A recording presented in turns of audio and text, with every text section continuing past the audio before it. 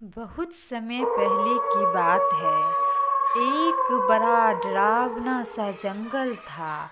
उस जंगल में 3 सर वाली चुड़ैल टहल रही थी और उसी जंगल में उस चुड़ैल के साथ साथ भी 3 अन्य चुड़ैल भी रहा करती थी। जो उन चारों चुड़ैलों में हमेशा यह लड़ाई बनी रहती थी कि इस जंगल की महारानी आखिर कौन बनेगी। और इसी बात को लेकर के वह चुड़ैल जिसका सर 3 3 था, वह सोच रही थी कि कैसे इन तीनों चुड़ैलों को हरा करके मैं इस जंगल की महारानी बनूं और इन जंगलों पे राज करूं। दूसरी तरफ एक लकड़हारा और उसकी पत्नी बहुत ही गरीब थी। वह एक दिन उसी जंगल में लकड़ियां काटने गए थे और दोनों थक गए थे, इसलिए वो दोनों बातें करने लगे थे कि कैसे हम दोनों का जीवन का गुजारा होगा इन लकड़ियों से। इन लकड़ियों के भाव तो आजकल दिन पर दिन घटते ही जा रहे हैं। आखिर कैसे हम अपने 2 बच्चों का पढ़ाई करेंगे, उनका खर्चा चलाएंगे। तभी उनकी पत्नी बोलती है, जो ये बात तो आप सच ही बोल रहे हैं।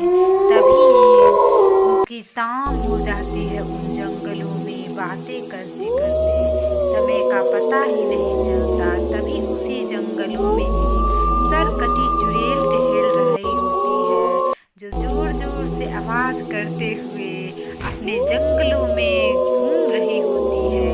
तभी उन दोनों लकड़हारे और उसकी पत्नी को उनकी आवाज सुनाई देती है।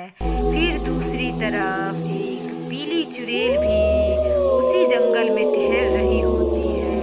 इनकी दौड़ने की आवाज उन दोनों को पता चलती है, तो दोनों डर के एक गांव में चले जाते हैं और उन गांव वाले को इकट्ठा करके वे इन सारी हुई घटनाओं को बताते हैं कि आज हम दोनों गए थे जंगल में लकड़ी काटने के लिए।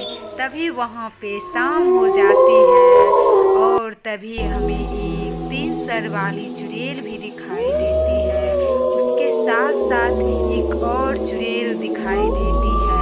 पता नहीं इन गांव में अब क्या होने वाला है। उस जंगल में पता नहीं कितने चुड़ैले होंगे। अब इन गांव वाले को बचना बहुत ही मुश्किल है। उन सभी लोगों में से एक बूढ़ी दादी बोलती है कि तुम लोग एक नए नए आए हो इस गांव में, तो तुम लोगों को पता नहीं होगा। इस जंगल में 10 वर्षों पहले 5 चुड़ैलें रहा करती थी और उन पांचों में हमेशा लड़ाई हुआ करती थी इस बात को लेकर के कि इस जंगल की महारानी कौन बनेगी। जो सबसे ताकतवर ज़्यादा होगी वही इस जंगल की महारानी बनेगी। लेकिन एक तांत्रिक इन 5 चुड़ैलों को बोतल में बांध करके नीचे जमीन में दबा दिया था। अब पता नहीं इन 5 को कैसे फिर से आज़ादी मिल गई है। अब लगता है कि इस गांव में बड़ा ही एक संकट की घड़ी आने वाली है और यह बोलते हुए सब सोचने लगते हैं कि अब क्या होगा। तभी उस जंगल में एक लंबी चोटी वाली चुड़ैल ही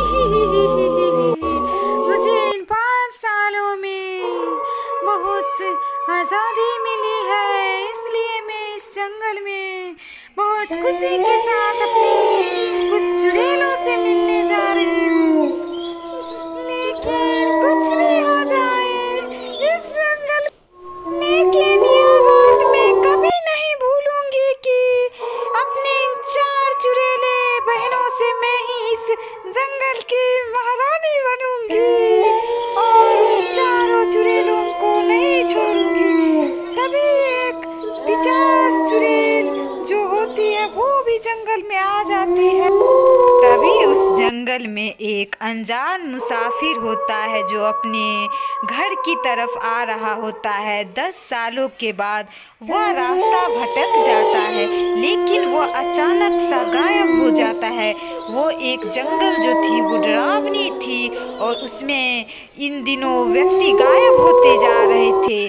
तभी एक बैलगाड़ी भी उन रास्ते से गुजर रही होती है जो उसी गांव में कुछ सामग्री पहुंचाने का काम करता था। वो भी अचानक सा लापता हो जाता है उन जंगलों में। यह बात भी गांव वाले को पता चल जाती है और यह बात गांव में आग की तरह फैल जाती है। सभी गांव वाले एकत्रित होकर के बोलने लगते हैं जो आखिर ये गांव में क्या क्या होने लगा है आजकल। तभी उनको याद आती है कि वो बूढ़ी दादी जो बताई थी 10 साल पहले कुछ 5 चुड़ैल जो जिसे एक तांत्रिक बंद कर दिया था। उन्हें पता चलता है कि एक बैलगाड़ी उन्हीं के तरफ जा रही थी जंगलों में और वो भी गायब हो गई। इसका मतलब कि जो है वो चुड़ैल सारी बहनें आज़ाद हो चुकी है। तभी उन गांव वालों में से एक बोलती है जो मेरी नज़र में एक ऐसा तांत्रिक है जो फिर से इन 5 चुड़ैलों को अपने वश में कर सकता है। क्योंकि मैंने भी गांव में सुना था कि एक जंगल में एक भूत रहा करता था, उसे भी वही तांत्रिक अपने वश में किया था। तो क्यों ना हम सभी उस तांत्रिक के पास जाएं। उस तांत्रिक का एक गुफा है जो जंगलों में है। तभी सारे गांव वाले उस जंगल में जाते हैं उस तांत्रिक को मनाने के लिए कि उस जंगल के 5 चुड़ैलों जो हैं उनको वो वश में कर सके और उन्हें फिर से अपने वश में करके उन चुड़ैलों से गांव की मुक्ति दें। और यह सारे गांव वाले जो हैं जोर जोर से बोलने लगते हैं तांत्रिक बाबा